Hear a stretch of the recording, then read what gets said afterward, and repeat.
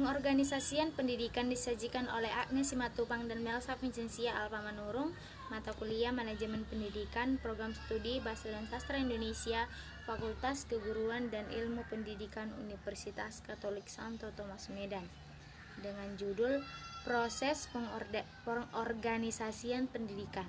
Istilah organisasi secara etimologi berasal dari bahasa lain organum yang berarti alat, sedangkan organis dalam bahasa Inggris berarti mengorganisasikan, yang menunjukkan tindakan atau usaha untuk mencapai sesuatu. Istilah organisasi secara etimologi berasal dari bahasa Latin, yakni organum yang berarti alat, sedangkan organis berarti mengorganisasikan, yang menunjukkan tindakan atau usaha untuk mencapai sesuatu. Istilah organisasi mempunyai dua pengertian umum. Yang pertama, organisasi diartikan sebagai suatu lembaga atau kelompok fungsional, misalnya sebuah perusahaan, sekolah, perkumpulan, badan-badan pemerintahan. Kedua, merujuk pengorganisasian sebagai proses membagi kerja ke dalam tugas-tugas yang lebih kecil, membebankan tugas-tugas itu kepada orang yang sesuai dengan kemampuannya, dan mengalokasikan sumber daya serta mengkoordinasinya dalam rangka efektivitas untuk mencapai tujuan organisasi. Dalam hal ini terletak bagaimana kecakapan kepala sekolah mengorganisasi guru-guru dan pegawai yang lainnya dalam menjalankan tugasnya sehari-hari. Organisasi pendidik yang pertama, ada penanggung jawab. Penanggung jawab pendidikan yang sesungguhnya adalah orang tua, ayah, dan ibu. Bahwa orang tua memiliki kewajiban untuk bertanggung jawab terhadap anak-anaknya dalam bidang kehidupan biologis, intelektual, psikis, sosial, dan seksnya. Kesehatan dan kesadaran di berbagai bidang tersebut adalah tanggung jawab dari orang tua. Yang kedua, pelaksana. Guru merupakan unsur determinan pendidikan yang paling utama. Pandangan ini melahirkan pola pendidikan teacher-centered. Guru adalah sentral proses pendidikan. Sebaliknya, sebagian berpandangan bahwa anak didik atau siswalah yang menjadi unsur determinan pendidikan. Pandangan ini mengimplikasi pola pendidik student-centered. Untuk anak didik merupakan sentral orientasi dalam proses pendidikan. Yang kedua, pandangan di atas berangkat dari suatu paradigma bahwa proses pendidikan bisa terjadi cukup dengan guru dan murid. Keduanya merupakan unsur determinan pendidikan. Yang ketiga, guru. Guru adalah penentu masa depan, pembimbing, pendidik, dan pemimpin sejati bagi masyarakatnya. Karena itu, guru perlu memiliki sifat sebagai berikut. Yang pertama, guru harus memiliki kesadaran bahwa dirinya harus memikul amanah dan tanggung jawab dalam mendidik. Yang kedua, sebagai guru yang baik, tentulah dia melakukan persiapan yang sempurna. Yang ketiga, bila ternyata suatu saat penghargaan terhadap guru kurang memadai, hendaknya guru dengan niat sucinya. Yang keempat, seorang guru hendaknya berhati lembut, berwawasan luas, berjiwa mulia, berakhlak terpuji dan menarik, hingga walaupun mereka tidak menampilkan alat peraga atau alat bantu lainnya, guru akan tetap menjadi perhatian. Yang keempat, murid. Murid sangat penting dan dijadikan respen dari sebuah pendidikan. Karena itu, karakter dan sifat serta sikap mereka harus dipelajari, dicermati, dan dijadikan pertimbangan dalam memberikan suatu materi pendidikan.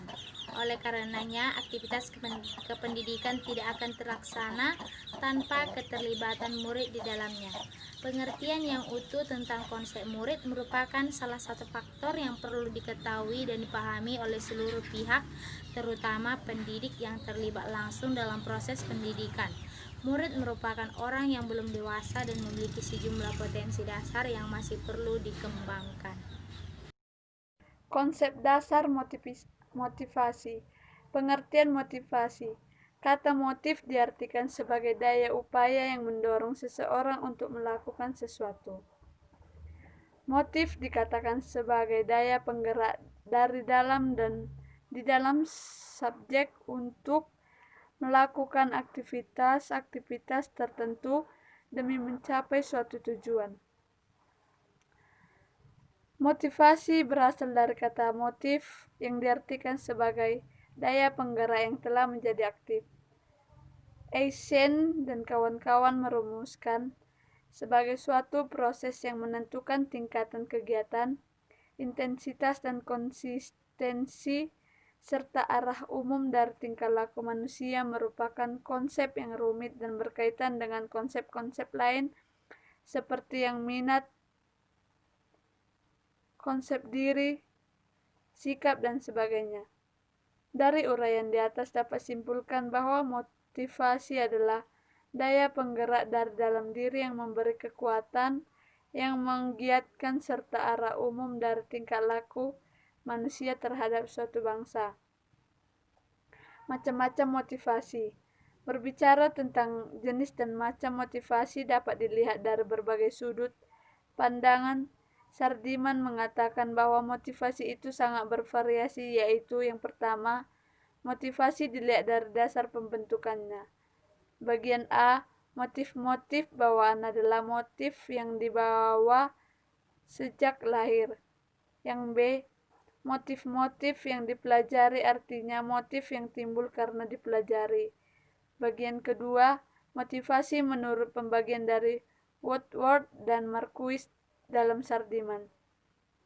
Yang A, motif atau kebutuhan organis, misalnya kebutuhan minum, makan, dan bernafas, seksual, dan lain-lain. B, motif-motif darurat, misalnya menyelamatkan diri, dorongan untuk membalas, dan sebagainya. C, motif objektif. Yang ketiga, motivasi jasmani dan rohani. Motivasi jasmani seperti rileks, insting otomatis, napas, dan sebagainya. B, motivasi rohani seperti kemauan atau minat. 4. Motivasi intrinsik dan ekstrinsik.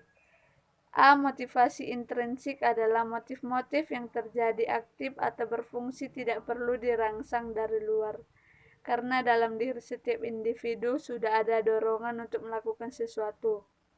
B. Motivasi ekstrinsik adalah motif-motif yang aktif dan berfungsi karena adanya perangsang dari luar, atau Sardiman 2007. Fungsi motivasi. Sehubungan dengan hal tersebut, ada 3 fungsi motivasi, yaitu yang pertama, mendorong manusia untuk berbuat. Jadi sebagai penggerak atau motor yang melepas energi. Motivasi dalam hal ini merupakan motor penggerak dari setiap kegiatan yang akan dikerjakan.